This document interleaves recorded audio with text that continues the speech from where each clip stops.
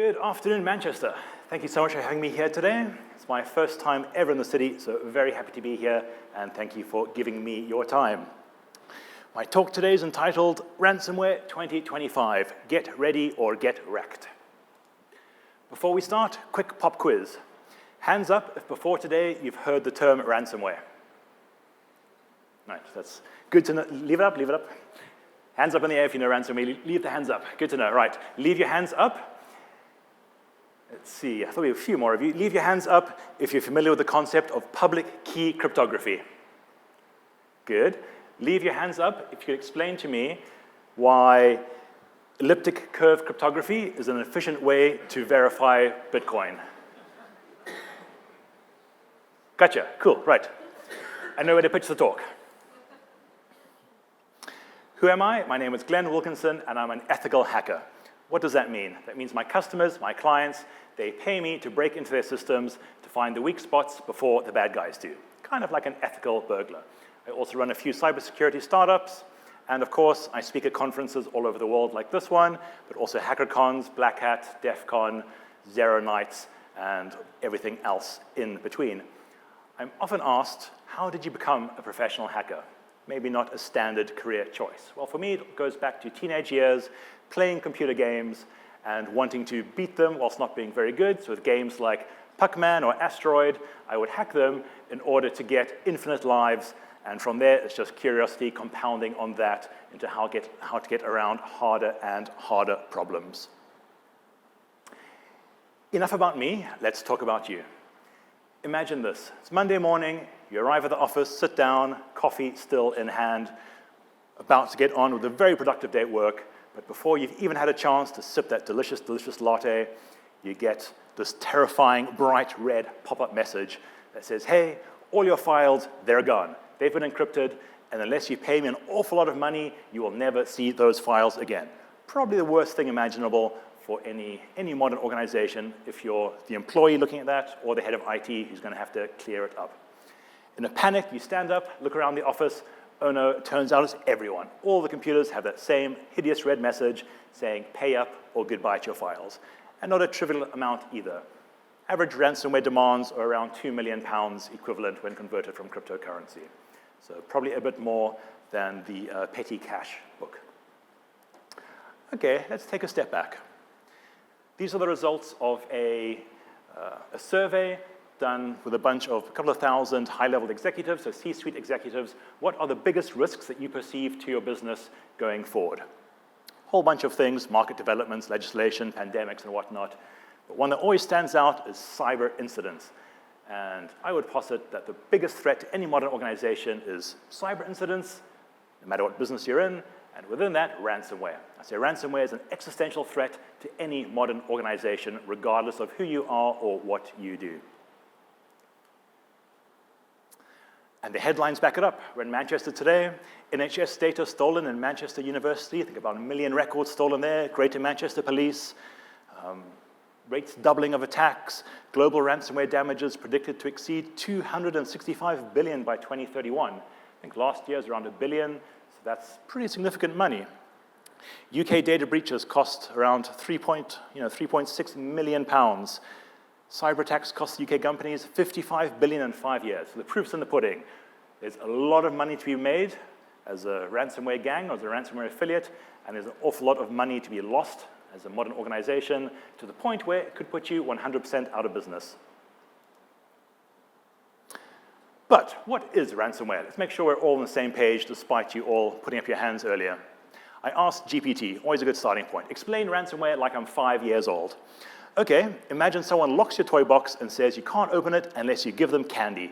Ransomware's like that, but for computer files, and the bad guys want money to unlock it. Okay, good analogy for mom, which I gave to my mom, and she understood.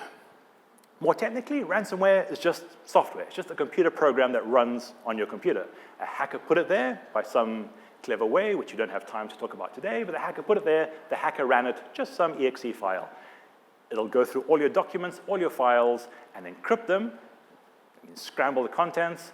So my very important file.doc becomes my very important file.doc.WannaCry, for example. And to get that file back, you have to pay some bitcoins, some cryptocurrency to some group, who will then give you the decryption key. That's all it is. It's quite simple at the end of the day. And how did we get here? Well, it's been quite an adventurous road. If we go all the way back to 1989 and skip along the years, back in 1989 was the first case ever of ransomware. It's called the AIDS Trojan. It was distributed by floppy disks.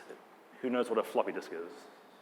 Just realized, yeah, okay, good, same page. Distributed by floppy disks, and this beautiful big red pop-up message says, hey, please send me $189 in the post on a check to get the password to decrypt your files. Obviously, good old Joseph Pop was quite promptly arrested because it was quite trivial to track him down. But the idea was born. They called it a malware extortion attack back in 1989.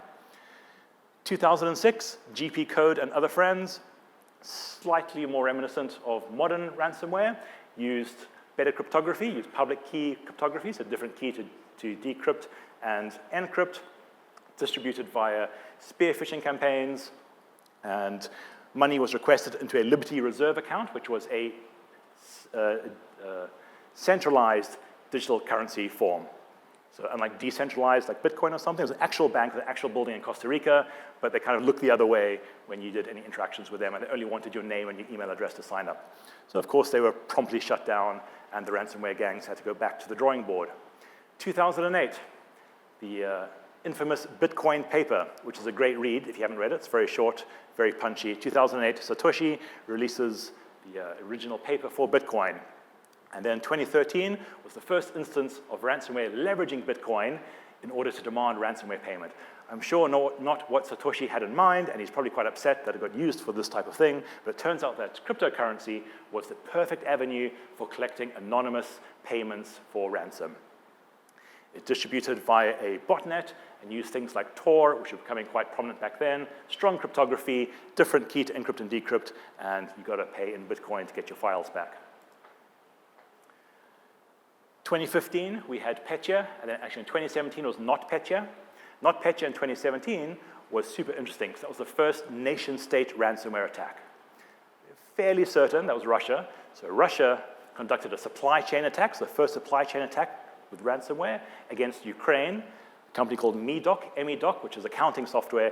So the Russians infected MEDOC such that when the Ukrainians came to work, Monday morning, instead of a nice update for their software, they got NotPetya, which looked like ransomware, turned out to be wipeaware, so just destroy their systems, even though it asked for ransomware. But the first case of nation-state ransomware deployment and a supply chain attack. WannaCry. I'd say this is the first instance that the general public kind of got on board with this thing called ransomware. Here in the UK, the NHS got nailed really badly by it, frontline news everywhere. Very interesting one for a lot of reasons.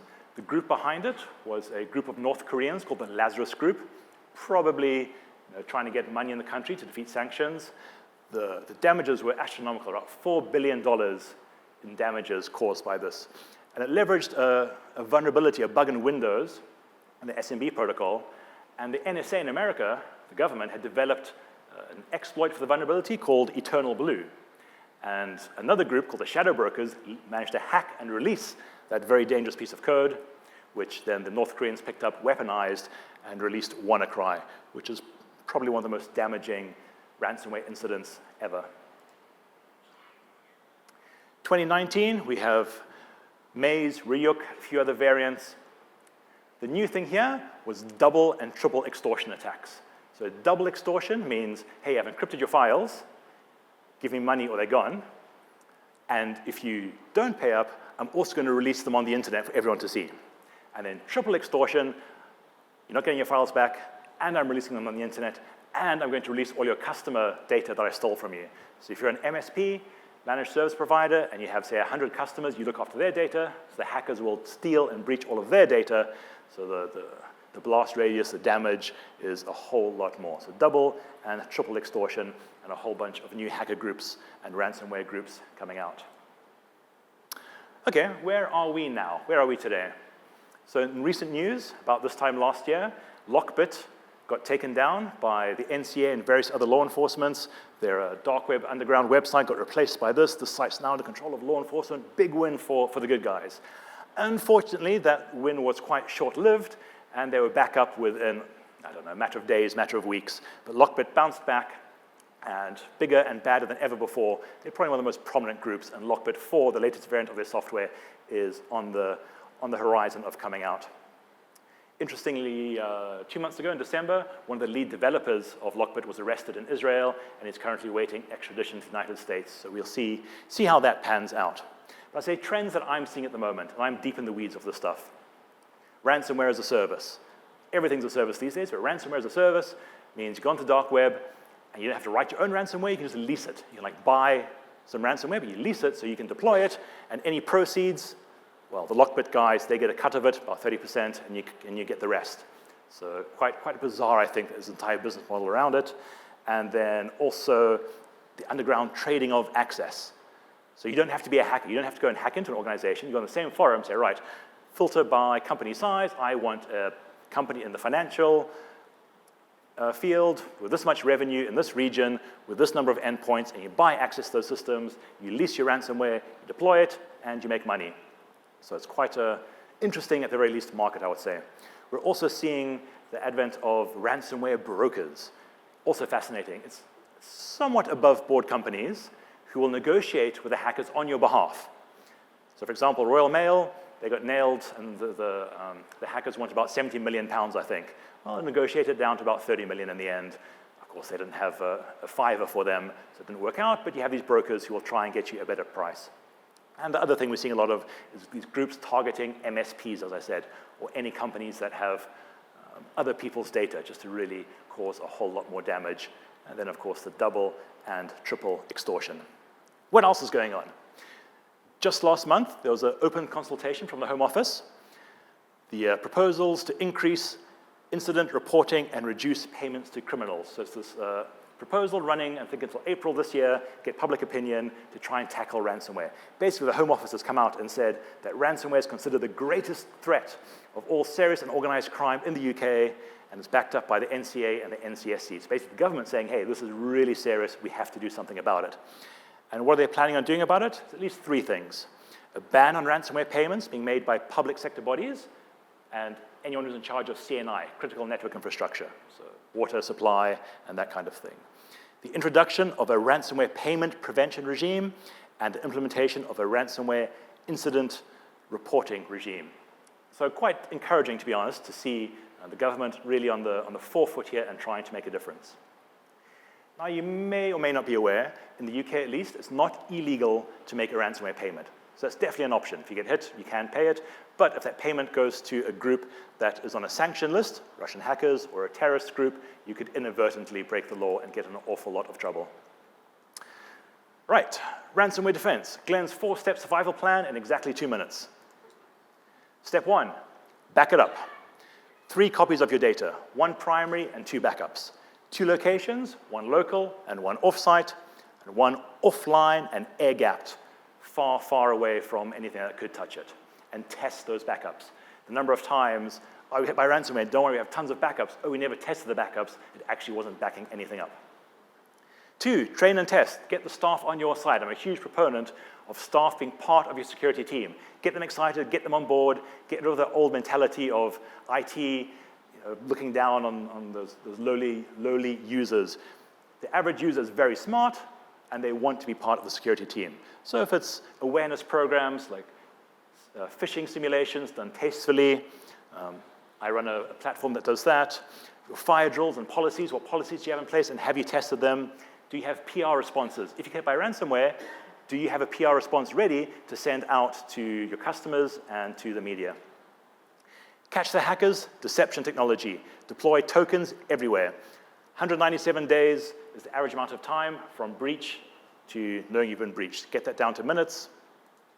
And finally, have some kind of endpoint detection on the system. AgriLabs is one of the startups that I'm involved in. I think we do it the best, but have a look around. Make sure you have something running on the endpoint that will keep you safe. That's the one to take a photo of.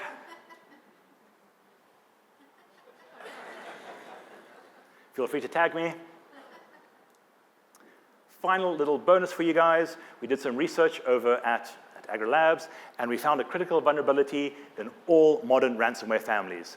They don't encrypt any files or folders that have the +S flag, system folder flag.